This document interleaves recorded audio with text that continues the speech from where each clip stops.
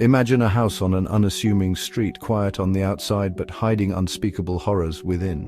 What if your neighbor wasn't just odd but a twisted mastermind orchestrating a chilling nightmare? The true story of Gary Heidnik's crimes will leave you questioning how evil could hide in a plain sight. In 1986, Marshall Street in North Philadelphia seemed like any other neighborhood. But behind the faded facade of 3520 Marshall Street, Gary Heidnik was building a hellish prison.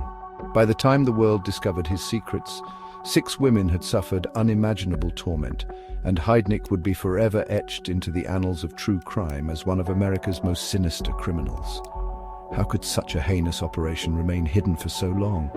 How did Heidnik manipulate his victims into silence, and what finally led to his capture?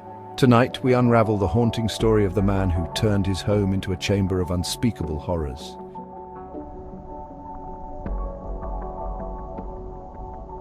Gary Heidnik's descent into infamy began long before his crimes on Marshall Street.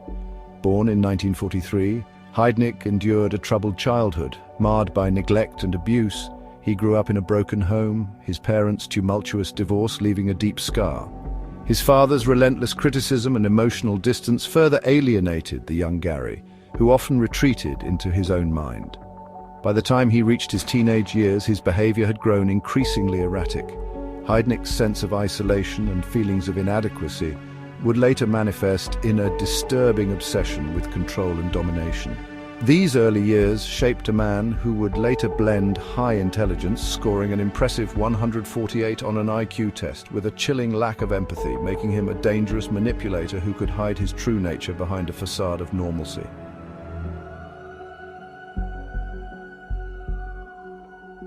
Heidnik's life appeared unremarkable to outsiders. He served in the US Army, albeit briefly, before being discharged for mental health issues. In the 1970s, he founded a church, the United Church of the Ministers of God, using it to amass a small fortune. But beneath this veneer of religious piety and financial acumen lay a man spiraling into darkness.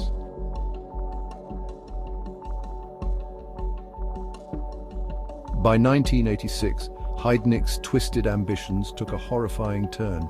He began abducting women, targeting those from vulnerable communities. His method was calculated. He lured his victims with promises of food, shelter, or money. Once inside his home, they were shackled in a makeshift basement dungeon.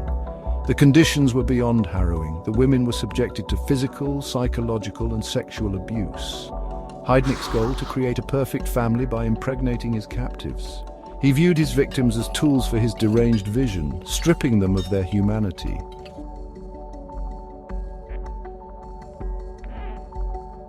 Over the next few months, Heidnik held 6 women captive, each with her own story of how desperation led her to his doorstep. Josefina Rivera, the first to be abducted, was lured by the promise of financial help and quickly found herself shackled in his dark basement. Sandra Lindsay, a mentally disabled woman who had known Heidnik from his church, trusted him implicitly, only to face cruel starvation and relentless abuse. Deborah Dudley, defiant and outspoken, often bore the brunt of Heidnik's sadistic punishments, culminating in her tragic electrocution. Lisa Thomas, barely out of her teens, and Jacqueline Askins, the youngest at just 18, were subjected to unimaginable torment as they fought to retain hope in the face of unspeakable horror.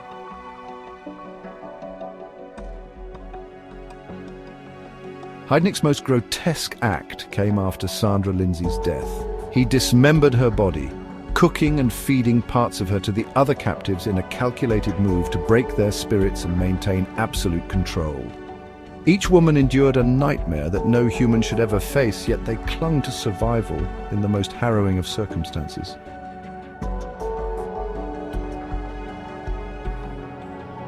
How did Heidnik evade suspicion for so long?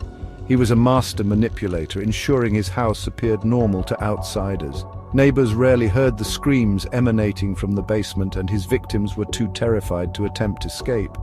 But Heidnik's reign of terror began to unravel in March 1987. Josefina Rivera, one of his captives, managed to earn his trust.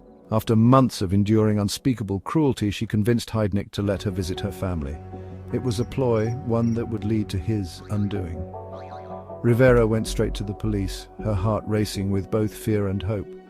She recounted her harrowing experience to the officers, describing the nightmarish conditions and the other women still trapped in the basement dungeon.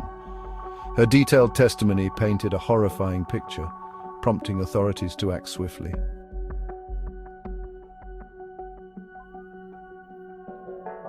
Within hours, a police raid was underway at 3520 Marshall Street. The officers, prepared for the worst, were still unprepared for the grim reality they uncovered. They found the women chained and malnourished, their eyes reflecting a mix of relief and lingering terror.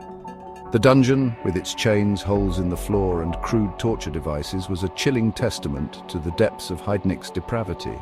As the women were freed and taken to safety, the weight of what they had endured left even the most seasoned officers visibly shaken. Rivera's courage had not only saved her life, but had also ended a reign of terror that had claimed far too many victims.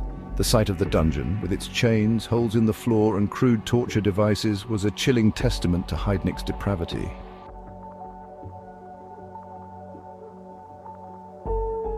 In court, Heidnik's defense argued insanity, but the jury was unconvinced. The evidence of his calculated and methodical actions painted a different picture, one of a man fully aware of his atrocities. Heidnik was convicted and sentenced to death, bringing an end to his twisted reign.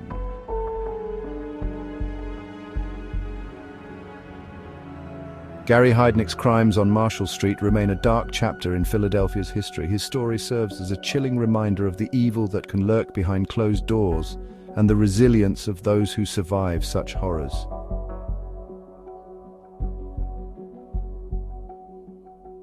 Let this story remind us of the importance of vigilance and compassion. The women who endured Heidnik's horrors deserve to be remembered, not just for their suffering, but for their strength in the face of unimaginable terror. If you found this story compelling, hit the like button, share this video, and subscribe to Truly Sinister Crimes for more eerie and thought-provoking true crime stories. Stay curious, stay safe, and always question what lies beneath the surface.